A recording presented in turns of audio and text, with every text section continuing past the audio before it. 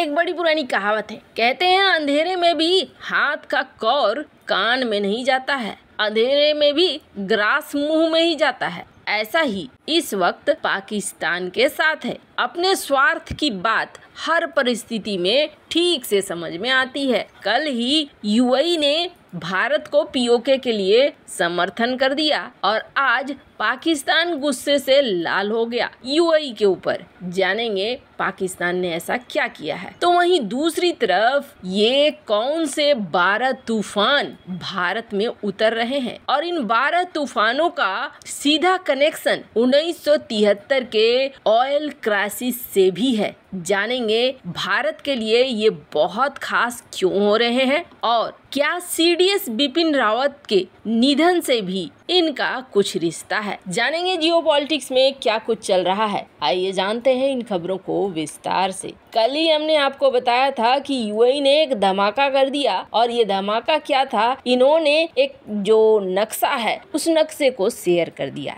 UAE के deputy प्रधानमंत्री सैफ बिन जायद अल नाहयान ने भारत मिडिल ईस्ट यूरोप आर्थिक गलियारे का वीडियो जारी किया और इस वीडियो में नक्शा था। ये तो पता ही था कि इस वीडियो पर पाकिस्तान भड़केगा और पाकिस्तान भड़क गया। हालांकि उनका भड़कना अब बहुत ज्यादा मायने नहीं करता है। आपको बता दें, इस नक्शे में गिलगिट बाल्टिस्तान पीओके समेत पूरा जम्मू कश्मीर भारत के हिस्से में दिख रहा है। वीडियो खास तौर पर जो बाइडेन पर केंद्रित थी, जिसमें यूएई के राष्ट्रपति शेख मोहम्मद बिन जायद को शुक्रिया कह रहे थे। बाद में कॉरिडोर का नक्शा था। इस पूरे कॉरिडोर के जरिए भारत ने पाकिस्तान को बाईपास कर दिया है और पाकिस्तान इसे हजम नहीं कर पा रहा है। पाकिस्तान के विदेश मंत्रालय की प्रवक्ता है मुमताज जहरा बलूच। इनका कहना है कि पूरे जम्मू कश्मीर को भारत का हिस्सा दिखाने वाला कोई भी नक्शा कानूनी रूप से अस्थिर, तथ्यात्मक रूप से गलत है। हमें उम्मीद है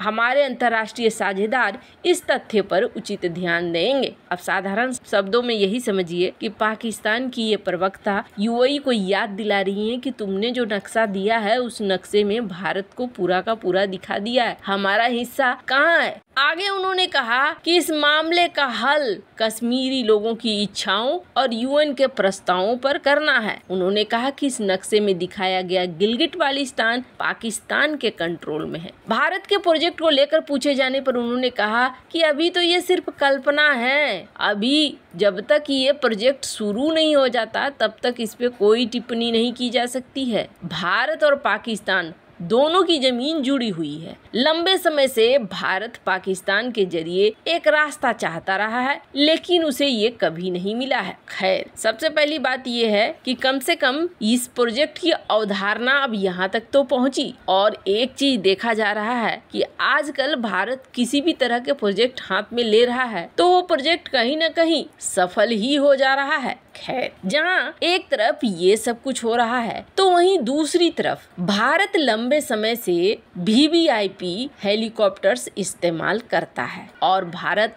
अब तक इस्तेमाल करता था MI-17 V5 हेलीकॉप्टर, जो खास तौर पर बड़े बड़े लोग, प्रेसिडेंट हो गए, वाइस प्रेसिडेंट हो गए, प्राइम मिनिस्टर हो गए, इसके अलावे सेनाध्यक्ष हो गए, इनको एक जगह से दूसरे जगह ले जाने के लिए इस्तेमाल किया जाता था। पर पिछली बार MI-17 में ही सीडीएस बिपिन रावत सवार थे और जब सीडीएस बिपिन रावत दुर्घटना के शिकार हो गए और शहीद हो गए तब बहुत सारे प्रश्न उठने लगे थे कि आखिर MI-17 क्या सुरक्षित नहीं रह गया है या फिर इसकी मेंटेनेंस वगैरह क्या ठीक नहीं है, बहुत सारी चीजें। अब ये जो दुर्घटना हुई थी, इस दुर्घटना में जनरल बिपिन रावत, उनकी पत्नी मधुलिका रावत, इसके अलावे 11 लोग शामिल थे और तमिलनाडु के पास कोन्नूर में उनका ये हेलीकॉप्टर क्रैश कर गया था। तब से रूसी MI-17 को लेकर भी प्रश्न होने लगे थे और खास तौर पर MI-17 का इस्तेमाल काफी बड़े बड़े लोग करते हैं, तो इसको लेकर सवाल उठने लगे। इसलिए भी सवाल उठने लगे क्योंकि 10 सालों में कई रिकॉर्ड देखने को मिले और इस रिकॉर्ड में ये बताया गया कि 3 घटनाएं तो कहीं न कहीं भारत में ही हुई, जिसमें एक 19 नवंबर 2010, तवांग में अरुणाचल प्रदेश, जिसमें 12 लोग मारे गए थे। फिर 30 अगस्त 2012 को हुआ जामनगर गुजरात में, जिसमें 9 लोग मारे गए थे। 25 जून 2013 को हुआ गौरीकुंड उत्तराखंड में, और जिसमें 8 लोग मारे गए। इसके अलावा 27 फरवरी 2019 बड़गाम जम्मू कश्मीर, 3 अप्रैल 2018 केदारनाथ और 6 अक्टूबर 2017 नियर तवांग अरुणाचल प्रदेश। ये रिकॉर्ड बताया जा रहा है इंडिया टुडे के द्वारा। इसके बाद प्रश्न उठने लगा कि क्या MI-17 ही लेना है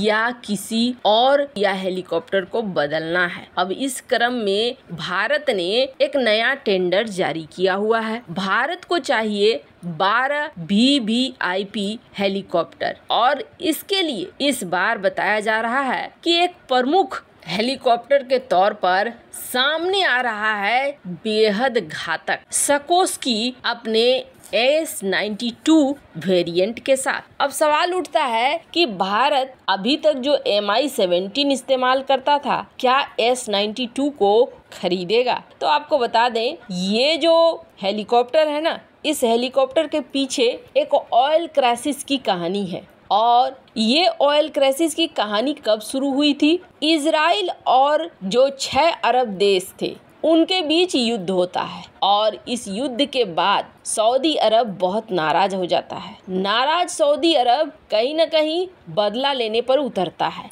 अक्टूबर 1973 का वक्त होता है। Organization of Arab Petroleum Exporting Countries यानी ओपेक, जिसको लीड कर रहे थे सऊदी अरब के राजा किंग फैजल ने कहा कि चलो हम सबक सिखाते हैं, और इसके लिए इन्होंने तेल के दाम बढ़ा दिए। सबसे पहले टारगेट किया गया Canada, Japan, Netherland, United Kingdom और यूनाइटेड स्टेट को। उसके बाद धीरे धीरे इसे और बढ़ा दिया गया। पुर्तगाल के ऊपर भी, रोडेशिया के ऊपर भी, साउथ अफ्रीका के ऊपर भी इस बैन को बढ़ा दिया गया।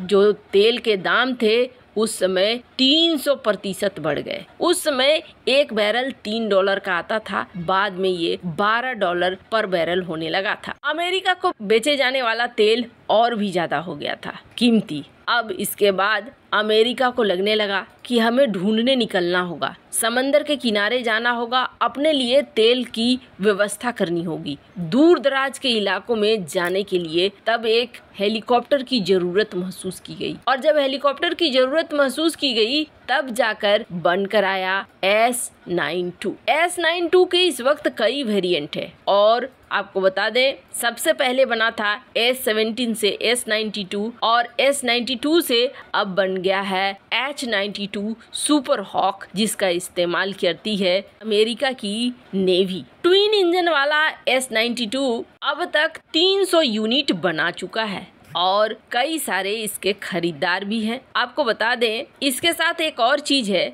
ये जो हेलीकॉप्टर है इसके कैबिन बनाए जाते हैं भारत में ही। टाटा ग्रुप मिलकर बनाता है, और बाद में ये अमेरिका में चला जाता है, जहां असेंबल होकर फिर से बेचा जाता है। माना जा रहा है कि इस बार S-92 के ऊपर सरकार का ध्यान ज्यादा है। खैर, अभी तो फाइनल रिजल्ट आना बाकी है। वैसे इन सब मामले में आपकी क्या राय है, कमेंट कर जरूर बताएं। जल्द मिलते हैं अगले वीडियो में नई खबर के साथ।